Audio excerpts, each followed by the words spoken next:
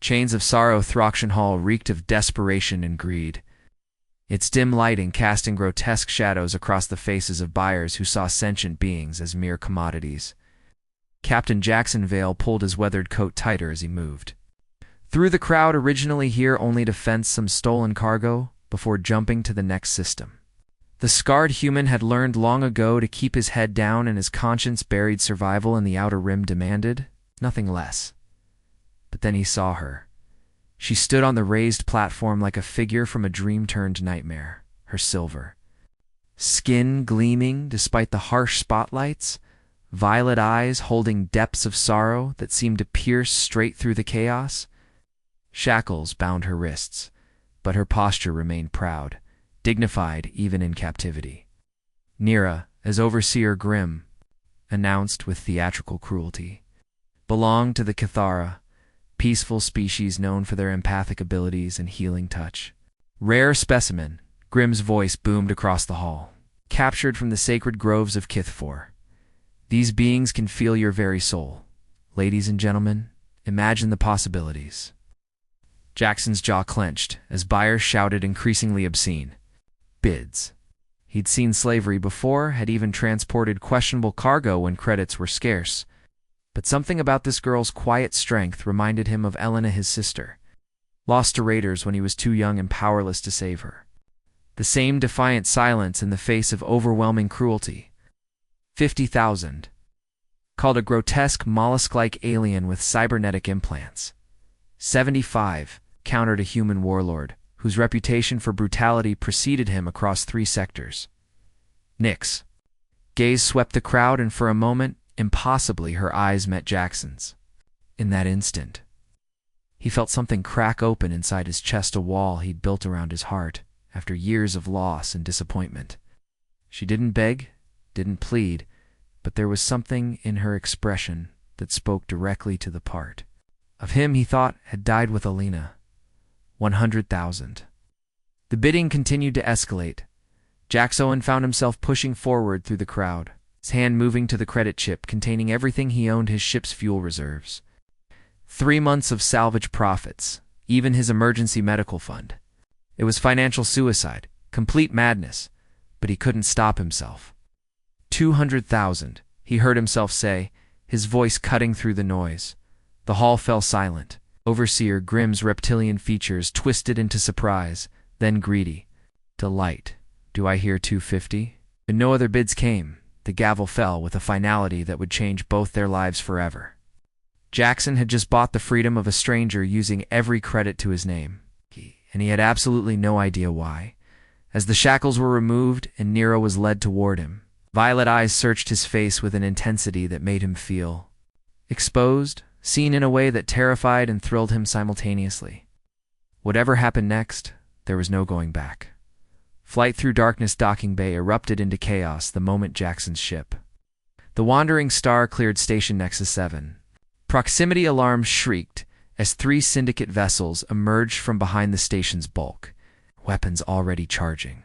"Strap in," Jackson shouted over the din, throwing the ship into a steep dive toward the asteroid field below.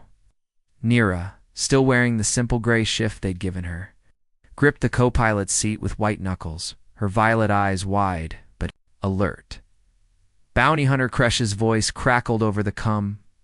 "Return the merchandise, Vale, and we'll let you live. The Cathara brings too much profit to let walk." "It's not happening," Jackson growled, killing the transmission and pushing the engines past their safety limits. The ship groaned in protest as they plunged into the dense asteroid field, massive rocks tumbling past the viewports in a deadly ballet. Security Chief Voss, commanding the lead pursuit ship, proved more skilled than expected. Pulse fire erupted around them, one blast clipping their starboard engine and sending vibrations through the hull. Nira gasped, and suddenly Jackson felt an odd sensation, like gentle fingers touching the edges of his mind. "Sorry?" she whispered, pulling back immediately. "Your fear, it's so... intense. I couldn't help but stay out of my head," he snapped, then immediately regretted his harshness when he saw her flinch. Her empathic abilities were involuntary, he realized, triggered by strong emotions. And right now, His terror wasn't just for himself, it was for her. Another blast shook the ship. And this time, Nira deliberately reached out, her hand hovering over his arm. I can help calm your mind, make you think clearer, Jax met. Her gaze for a heartbeat, then nodded.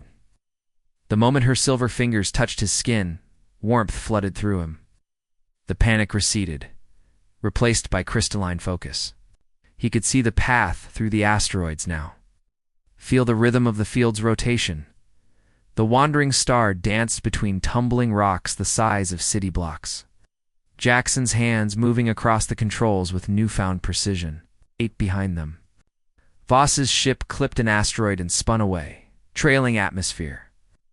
Kresh, more cautious, fell back as they reached the field's far edge. Jump coordinates laid in, Jackson announced, his voice steady now, despite the adrenaline coursing through his veins. We're going somewhere they can't follow. As the stars elongated into lines and hyperspace embraced them, Nira kept her hand. On his arm, through their connection, he felt her gratitude, her wonder at his sacrifice, but also her deep sadness, memories of her people, her home, everything she'd lost. Why? As she asked softly as the ship settled into the gentle hum of faster-than-light. Travel. Why did you save me? Jackson stared at the swirling tunnel of hyperspace, unable to voice the truth that she reminded him of Alina. That seeing her in chains had awakened something he'd thought dead forever. Instead, he simply said, because no one else would. Through their lingering connection, she felt the deeper truth, the pain he carried, and her eyes filled with understanding. Sanctuary found the hidden moon of Kairos 3 appeared untouched by galactic civilization.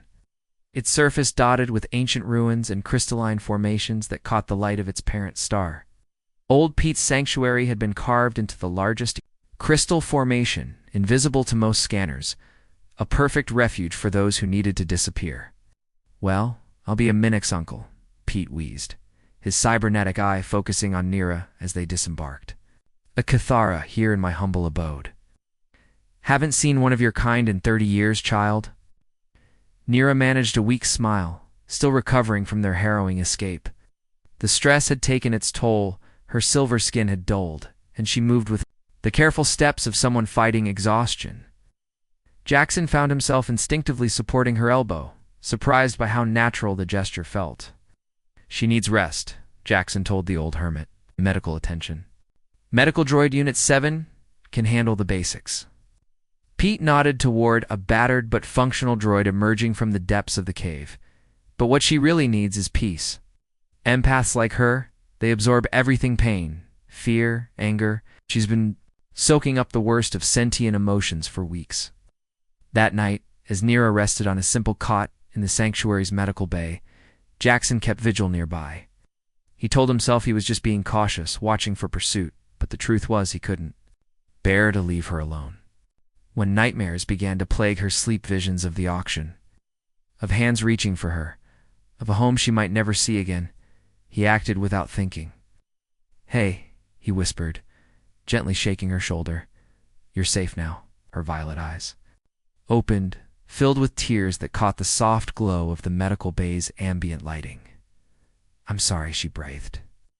I keep reliving it and my emotions. They must be affecting you too. It's okay, Jackson found himself saying, settling onto the edge of her cot. Tell me about your home, about who you really are. Nira's expression softened as she spoke of Kithfor, of crystal cities that sang in harmony with the wind, of her people's deep connection to all living things. We are healers, she explained, not just of body, but of spirit. Through touch, we can show others their true nature, help them find peace with their past. Sounds dangerous, Jackson murmured. Seeing someone's true nature, only if they fear what they might find. Her hand moved slowly toward his, stopping just short of contact. May I show you what I see in you? Every instinct screamed at him to pull away, to maintain the walls he'd built so carefully. But something in her gentle gaze made him nod, and when her fingers intertwined with his, the world exploded into sensation. He saw himself through her. Ease not the cynical smuggler, not the man who'd failed to save his sister, but someone capable of profound goodness. She showed him the moment in the auction hall when his heart had cracked open, the pure compassion that had driven him to risk everything for a stranger. Through her touch, he felt his sister's love. Not as a weight of guilt, but as a gift that had shaped his capacity for sacrifice. When the connection faded, they were both crying. Jackson's thumb traced across her knuckles, marveling at the silver warmth of her skin.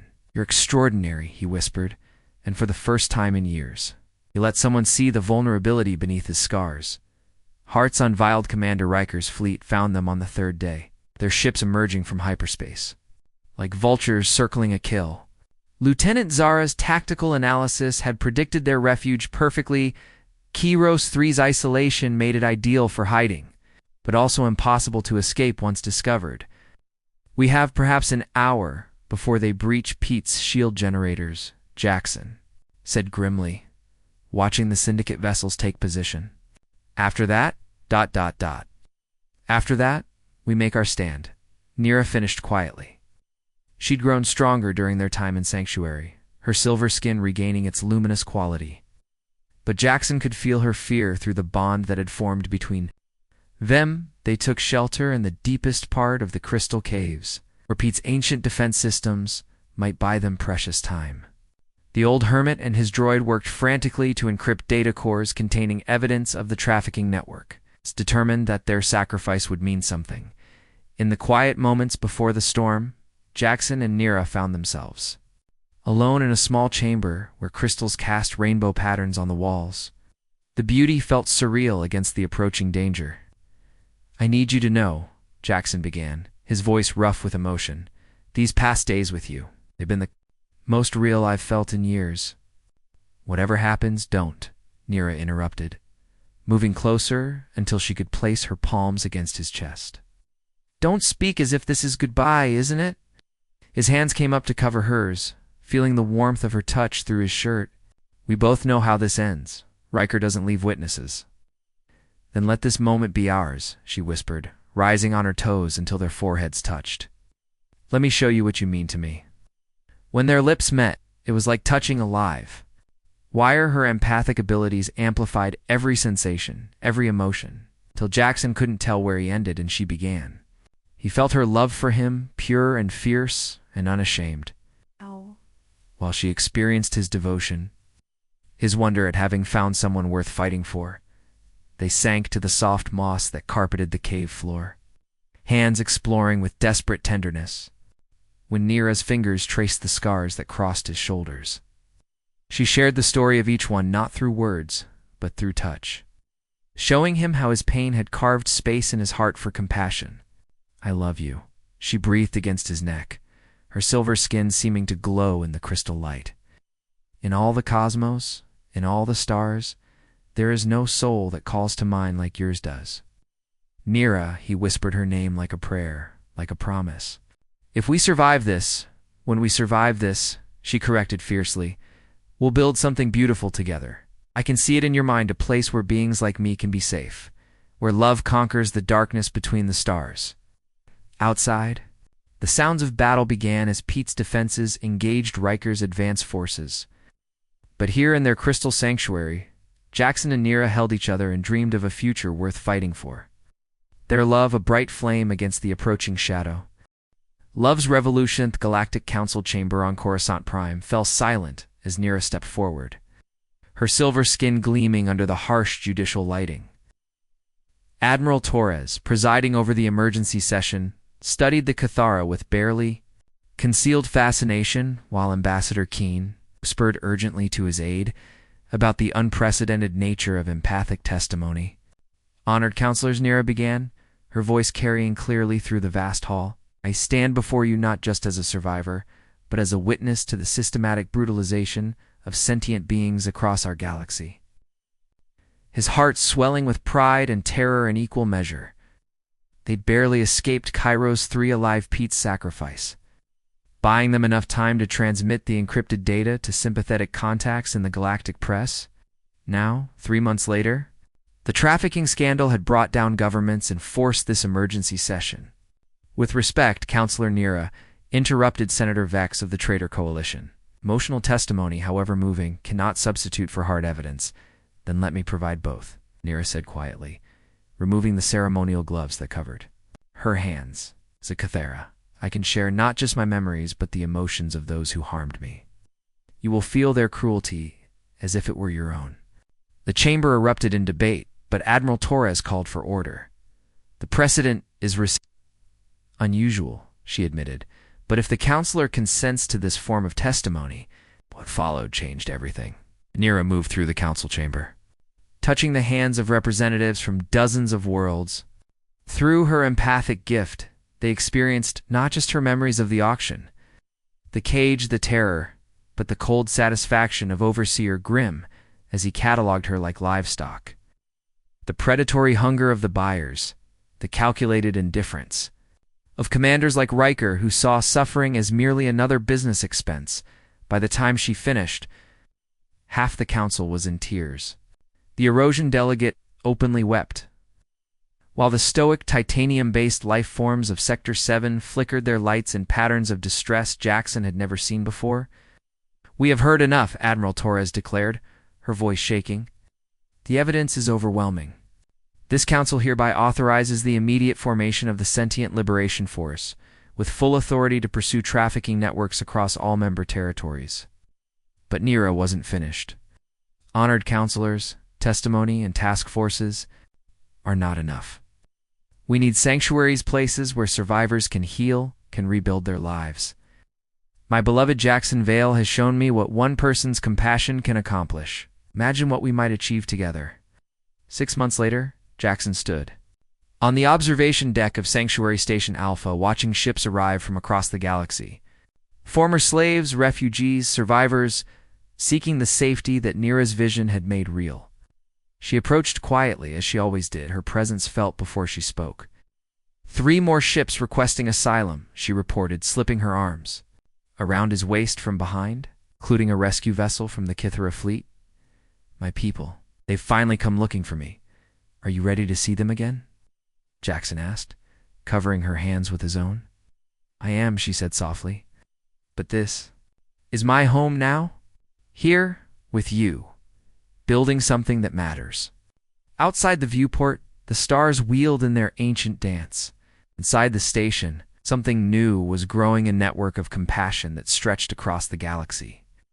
Proof that love could indeed conquer the darkness between worlds. Their story had become legend, the human who emptied his pockets for a stranger, the empath who turned her pain into purpose, and the sanctuary they built together from the fragments of broken lives.